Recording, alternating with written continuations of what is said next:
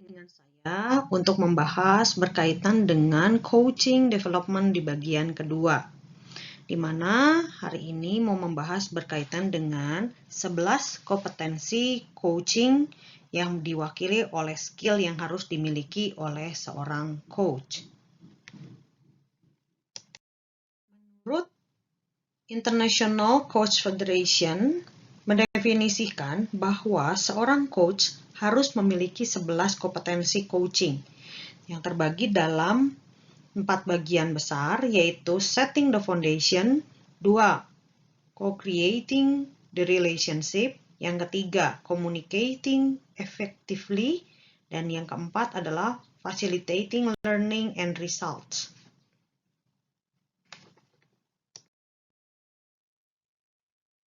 Yang pertama dari setting the foundation adalah meeting ethical guidelines, di mana yang dibahas dalam kegiatan ini adalah definisi coaching terkait juga dengan etika profesional, conflict of interest, etika berperilaku terhadap coachee, serta menjaga kerahasiaan dan privacy. Yang kedua adalah bagaimana establishing the coaching agreement, yaitu memastikan tujuan coaching sesuai dengan kebutuhan coachee, termasuk pernyataan kerahasiaan dan termasuk juga prosedur pembatalan. Saya sampaikan beberapa pertanyaan untuk menjadi pedoman specific agreement. Contoh, apa yang akan Anda bicarakan dalam sesi kita hari ini? Berikutnya, kita punya 30 menit. Topik apa yang ingin Anda fokuskan? Ketiga, kita punya waktu 1 jam yang akan difokuskan untuk membicarakan topik tentang. Ya, jadi artinya ini beberapa pertanyaan untuk supaya ada agreement di awal antara coach dengan coachee dan bisa fokus dengan topik yang ingin disampaikan maupun dibicarakan. Berikutnya adalah bagian B, co-creating the relationship, yaitu terdiri dari establishing trust and intimacy with client and coaching present. Dalam hal ini, establishing trust and intimacy with client adalah bagaimana coachee menunjukkan niat tulusnya untuk membantu coachee. Lalu juga menyediakan environment yang safe atau yang aman dan nyaman. Lalu juga memelihara integritas, kejujuran dari masing-masing pihak. Lalu coach harus menghormati coachee dan juga menyediakan dukungan moral.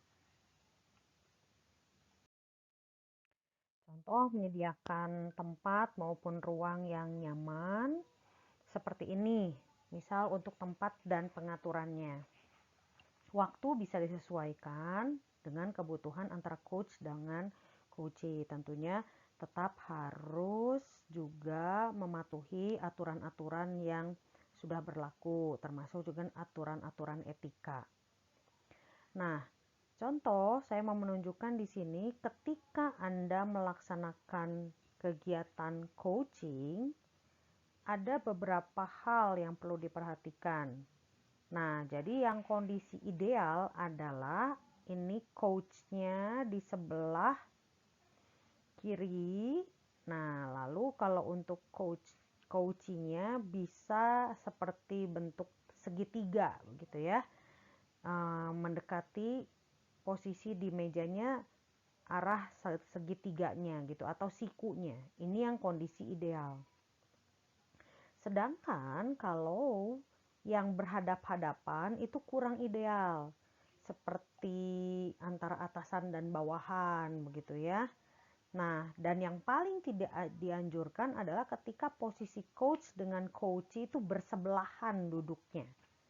Itu yang paling tidak dianjurkan. gitu, karena apalagi kalau coachnya berbeda gender gitu ya, ini akan menimbulkan hal-hal yang kurang pantas atau kurang patut. Jadi ini yang disarankan adalah bentuk posisi coach dan coachee itu duduk dalam bentuk siku, ya, siku dari mejanya. Terkait dengan coaching present atau kehadiran dari coach adalah harus coachnya berfokus kepada coachee, bukan kepada solusi. Maka beberapa tips membangun present adalah terkait dengan self-observation. Lalu yang berikutnya belajar untuk hening. Lalu flexibility. Lalu juga meditasi. Dan berikutnya adalah melatih intuisi. Jadi dalam hal ini, coach harus berlatih dan juga fokus kepada coachee.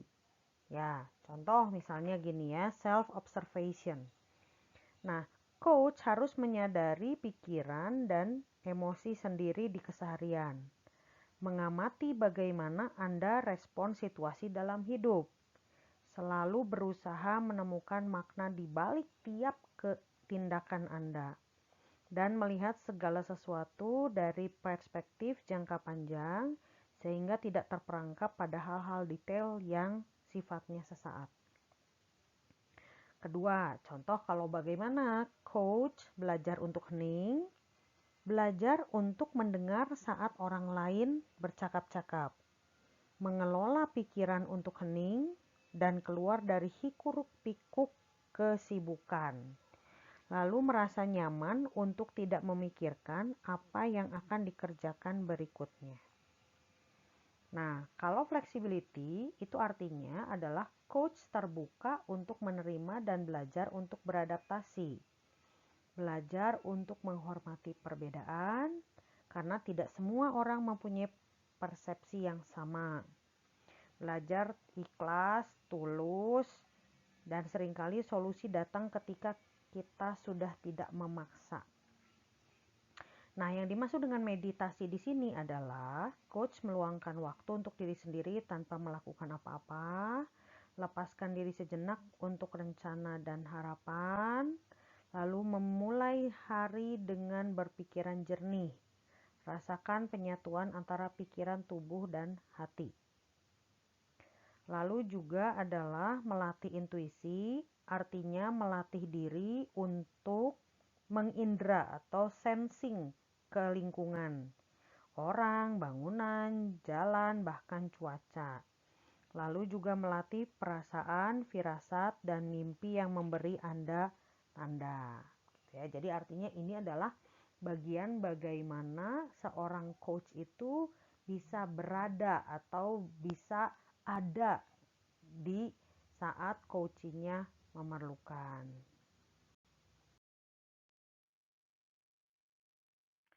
Nah, yang berikutnya atau yang kelima adalah active listening.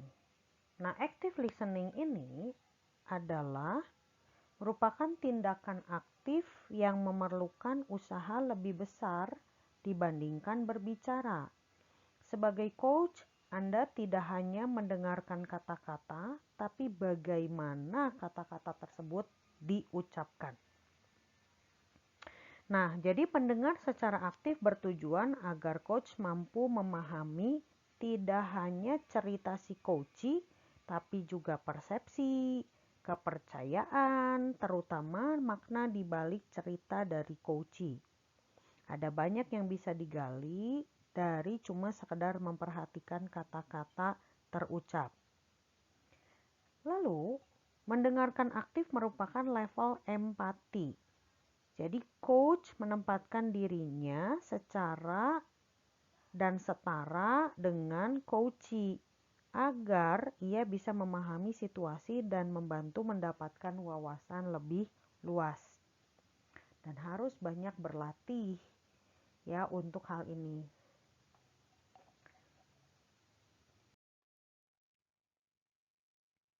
Untuk powerful questioning, ini artinya adalah untuk membuat dan merumuskan pertanyaan-pertanyaan yang berbobot.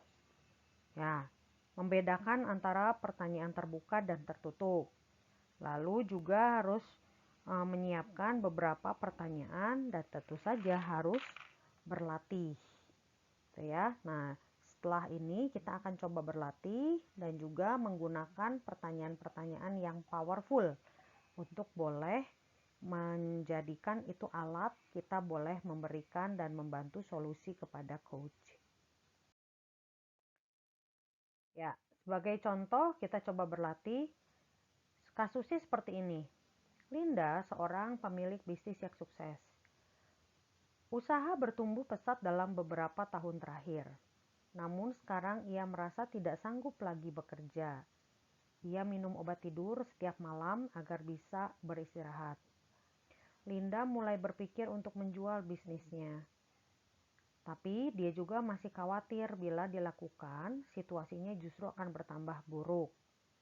Apa pertanyaan-pertanyaan yang cocok menurut Anda?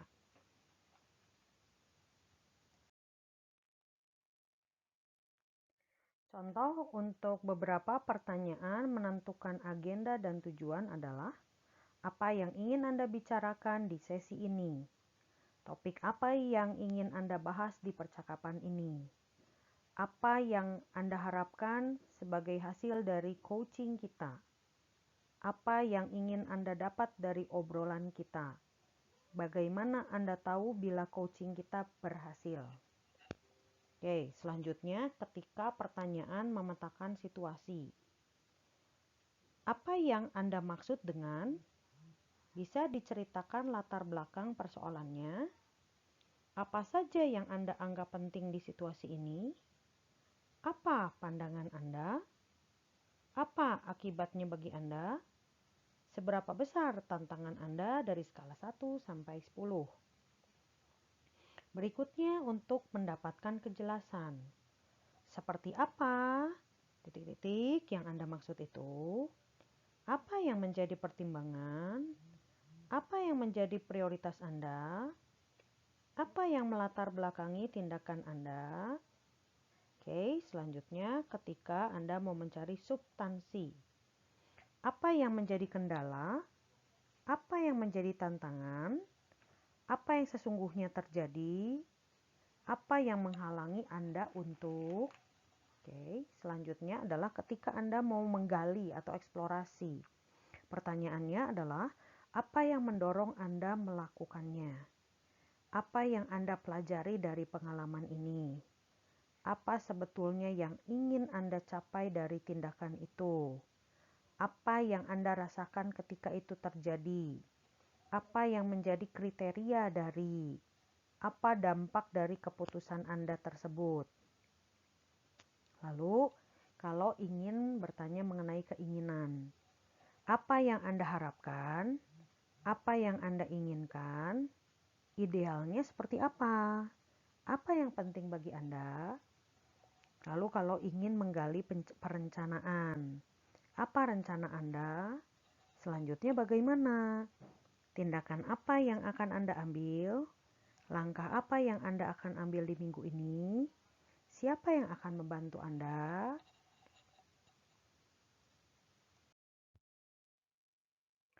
Selanjutnya adalah pertanyaan-pertanyaan ketika melakukan review. Apa yang sudah dikerjakan? Bagaimana hasilnya? Apa yang dianggap sulit? Apa yang menghalangi pencapaian? Apa yang Anda pelajari? Lalu ketika pertanyaan membangun ide, apa ide Anda? Opsi apa saja yang tersedia? Apa yang bisa Anda lakukan berbeda? Bagaimana Anda akan mengatasinya? Belajar dari pengalaman, apa yang sebaiknya Anda lakukan agar hasilnya berbeda? Lalu ketika kita bicara implementasi, kapan Anda akan melakukannya? Seberapa sering? Bagaimana mengukur keberhasilannya? Support apa yang Anda butuhkan? Nah, untuk pertanyaan-pertanyaan monitoring. Bagaimana saya tahu perkembangannya? Kapan Anda akan update hasilnya? Bagaimana Anda memantau progresnya? Nah, yang terakhir berkaitan dengan memetakan dan menghilangkan hambatan. Hambatan apa saja bila ada yang bisa menghalangi rencana Anda ini? Dari skala 1 sampai 10, seberapa besar risiko mengambil langkah ini? Hal apa saja yang berpotensi menghalangi pencapaian tujuan Anda? Apa yang bisa Anda lakukan untuk mengatasi hambatan ini? Apa yang harus berubah dari mindset Anda agar Anda bisa lebih percaya diri?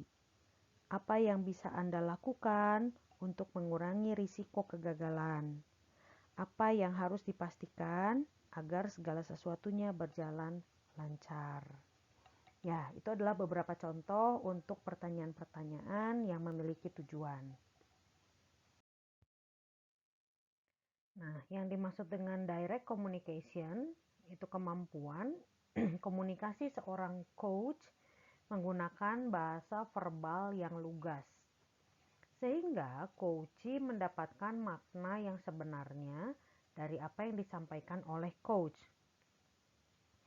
Sebagai contoh, coach perlu memastikan bahwa kedua belah pihak, baik coach maupun coachee, sepakat tentang tujuan coaching, baik agendanya, bagaimana cara menjalankan proses coaching, dan ini juga diperlukan untuk memastikan semua pihak senantiasa selaras dalam proses yang dimaksud. Nah, misalnya cara berkomunikasi. Misal, sekarang kita akan membuat peta pikiran atau mind map supaya kita berdua bisa memetakan dengan jelas ide-ide ini. Selain itu juga bisa disampaikan poin-poin Anda dengan bahasa yang sederhana, yang mudah dimengerti. Nah, terus juga jangan menggunakan kata-kata yang menyinggung ras atau gender. Selanjutnya juga perlu adanya feedback kepada coachee. Contoh, sekarang waktunya bagi menghadapi situasi ini. Anda bisa lebih baik. Apa alasan dibalik tindakan Anda tersebut? Apa yang Anda belum katakan kepada saya? Jadi, artinya untuk direct communication ini, intinya harus sama-sama memahami apa yang ada di dalam benak coach maupun apa yang di benak coachee. Nah, yang berikutnya kita bisa gunakan juga apa yang namanya reframing. Reframing itu artinya mencoba untuk memberikan refleksi tentang situasi coachee dengan cara yang berbeda. Misal, dari cerita Anda ini saya melihat ada kekuatan diri yang berpotensi jadi solusi.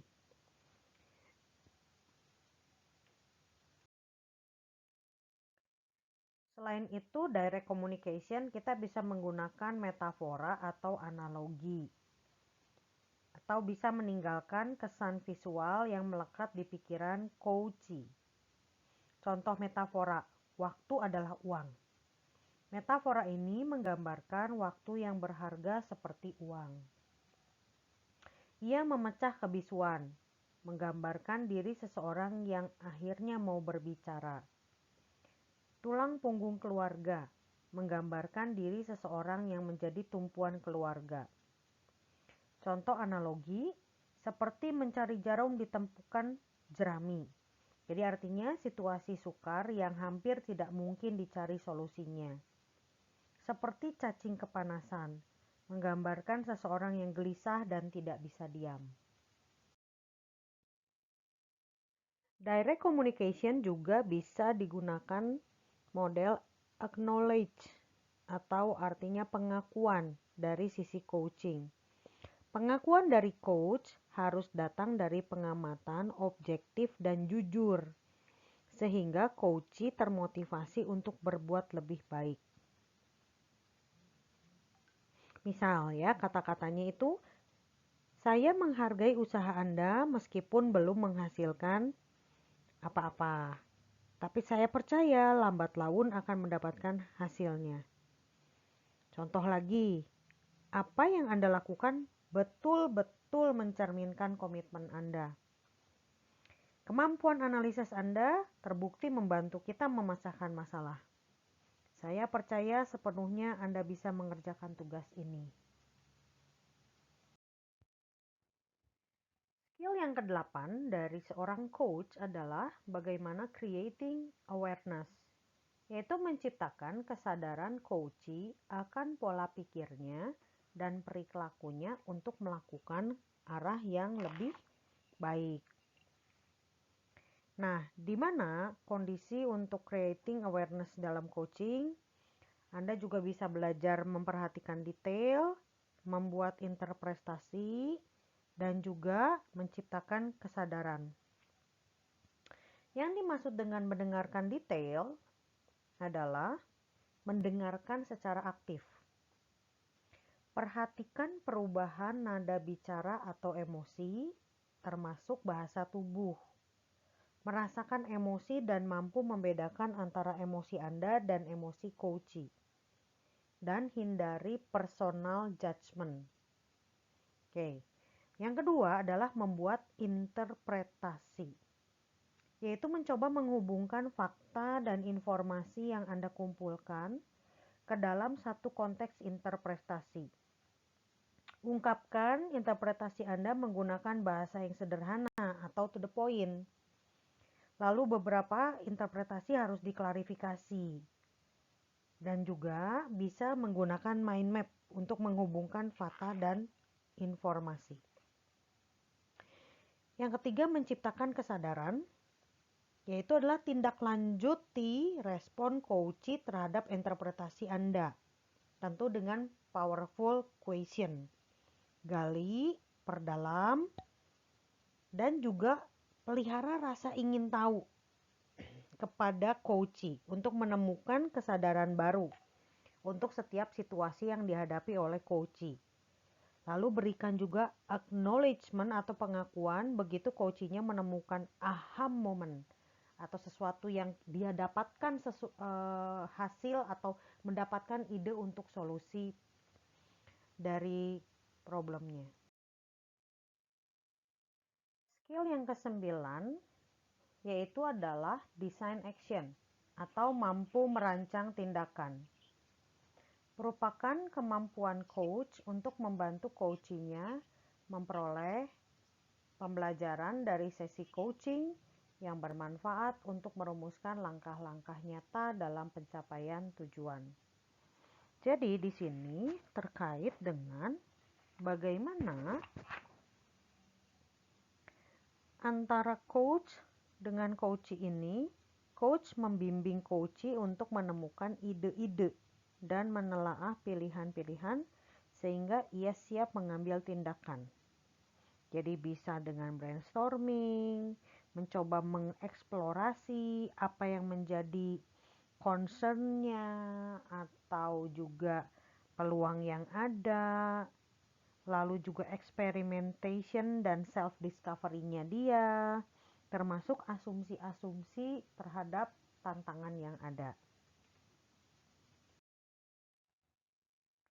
Skill ke-10 adalah planning and goal setting, di mana coach sebagai mitra coachee dalam proses pencapaian tujuan.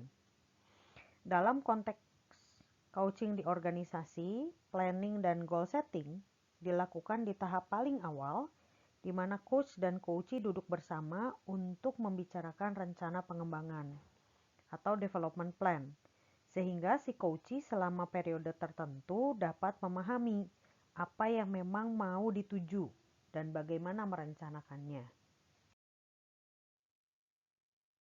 Skill yang terakhir adalah managing progress, di mana Anda berperan untuk memastikan si coachee benar-benar menjalankan komitmen yang telah disepakati sesi coaching. Meskipun coach menyerahkan tanggung jawab kepada coachee untuk menjalankan tindakannya, namun coach berfungsi terus dalam kegiatan follow up-nya, sehingga memastikan bahwa coaching ini masih on track dengan tujuan yang telah disepakati bersama.